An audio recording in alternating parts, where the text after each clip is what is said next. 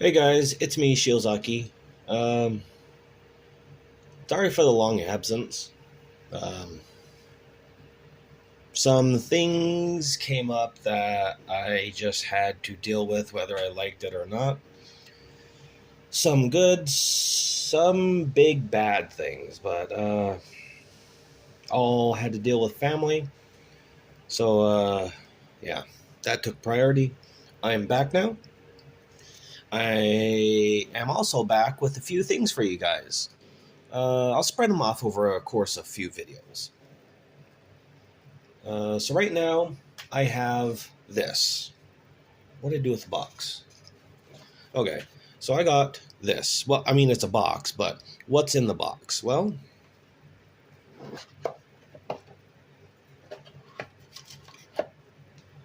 this. Now, I know what you're thinking. Oh, you're one of those people that bought that? Well, I want to see what the hype was about, you know? Okay, well, first impressions, this is, well, I mean, it's obvious. It's a bug out clone. I bought it because, I was just, like I said, I was curious. Why does it make some people so heated? Why do some people find it a great buy? Well, I got it, as you can see.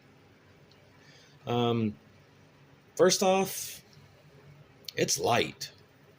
Like, one of the few knives that I own are this light. Like, here, let me grab this one real quick. It's probably on par with... It's probably on par with this. With how light it is. Oops, bumped my phone there for a minute. Let me fix that.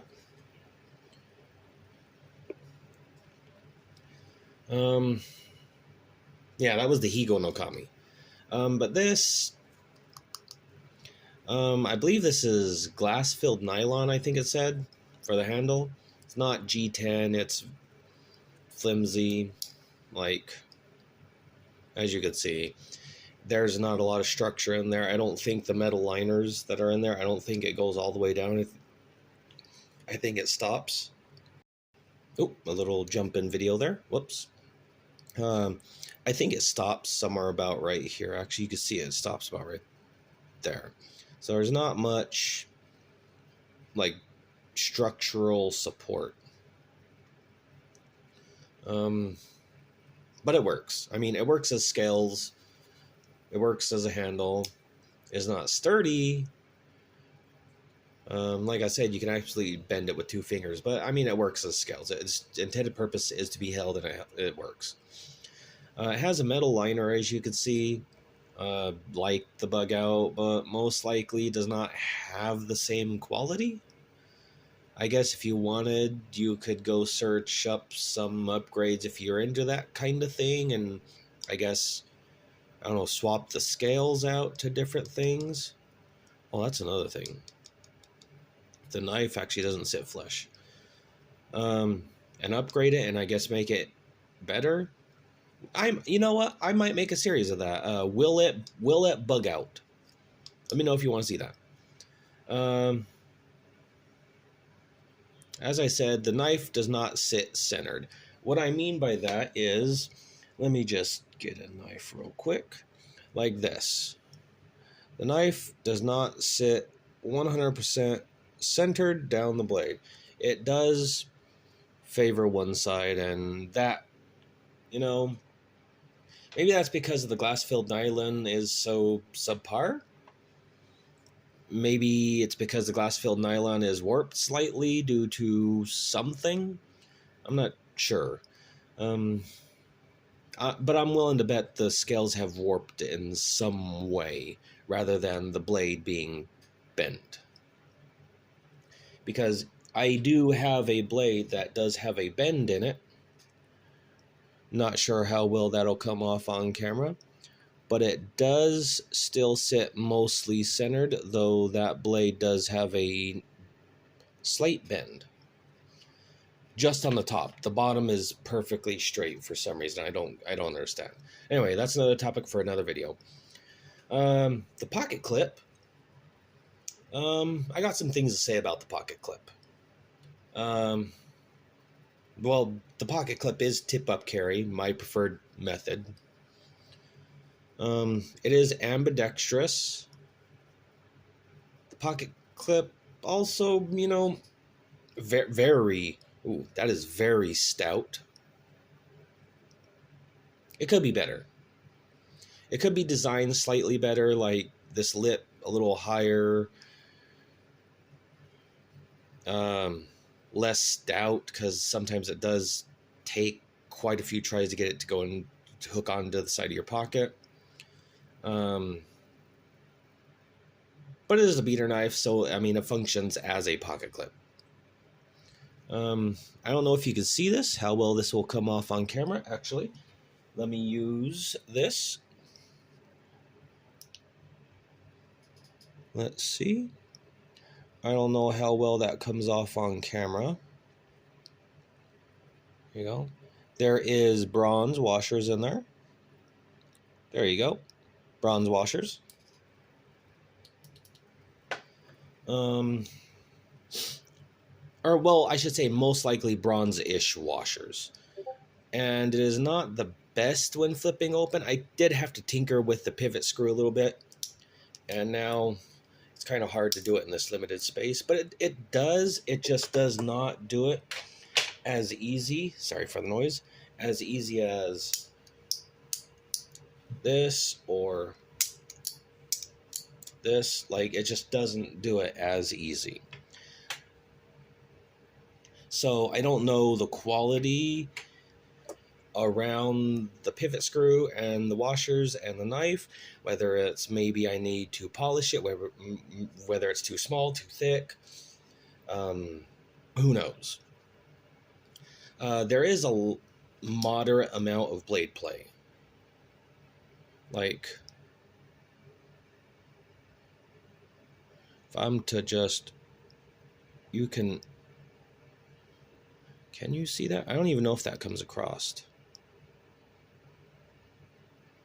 There you go. See, you can see that. There's a little bit of blade play. It's not loose. It is just the tiniest bit from being too tight, and it just is still loose. So maybe it's a fitment issue. I'm not sure. But if you tighten it down to where there is no blade play, you do have to have two hands to open this, because it will not open with one. And speaking of the blade having not been centered, it's a standard drop point, like most other knives. Flat grind.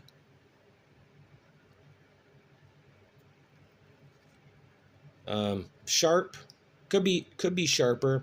I did run this over a honing stone just to get it just hair shaving sharp. It's sharp now, but it's a cheap knife, so it'll always be sharp enough. The thumb studs too, the placement on there. I mean, you can get a spidey flick, but it feels uncomfortable, like it's pressing too hard on your nail. And for the thumb, it sticks up just barely enough to be useful. Like, if it was any smaller, your thumb would just glide right over it. And it does have a Torx screw part on there, so I guess if you did want to remove it, you have the option to. So I guess that's a plus. I haven't seen that on many knives. So yeah, it does have this that you can flip open. You will have to commit to flipping it open. But it's always easier just to use the thumb stud. It kind of opens the same way my buck does. That's just the easiest way. The knife, it has a lanyard slot, if you're into that kind of thing. I might not take advantage of it, even though, like on some other knives, I have put lanyards on. I just might not do it just because, I don't know, I'm not sure how well I'll like this knife or how often I'll carry it. But it does have a lanyard hole. So after all this, how does this knife actually fare? Well, that will be in a second video or a second look, right? When I come back after a while. For now, this is just an unboxing, first impressions for a cheap knife. But for a cheap knife, I do have better that are the same kind of thing. Like this was around $20, $21 after tax. This knife right here was roughly about the same price, but it just a simple little flick. And if it doesn't close all the way, just release the axis and it closes it. I hate to say it, but the jimping works better than this. I did have to, as you can see, I used a couple files, which I have right here, to really just kind of, let's see if that focuses, actually make jimping, which does work about on par with this. So that's a plus. There's other knives that are better, but I will link this in the description below if you want to check it out, if you want to take a chance and buy a beater knife.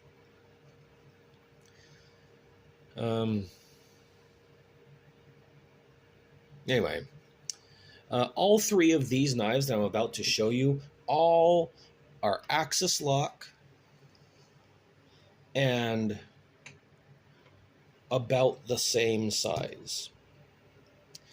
This is off-brand that I don't know the name of. This is an off-brand I don't know the name of.